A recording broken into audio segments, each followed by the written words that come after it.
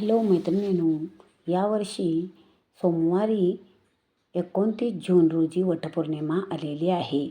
वटपौर्णिमा हा हिंदू धर्मातील विवाहित स्त्रियांचा एक महत्त्वाचा सण आहे. हा सण ज्येष्ठ महिन्यातील पौर्णिमेला साजरा केला जातो.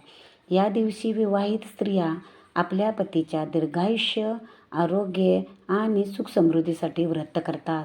वडाच्या झाडाची पूजा करून त्याला दोरा गुंडाळून प्रदक्षिणा घालतात.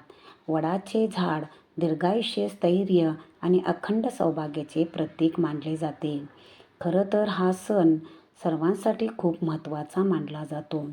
तर मैत्रिणींनो, हा व्हिडिओ आणि ही सुंदर माहिती तुम्हाला कशी वाटली? आपल्या मैत्रिणींना शेअर करा आणि चला मराठी शिकूया या माझ्या यूट्यूब चॅनेलला अजूनही सबस्क्राईब केलं नसेल तर सबस्क्राईब जरूर करा. धन्यवाद.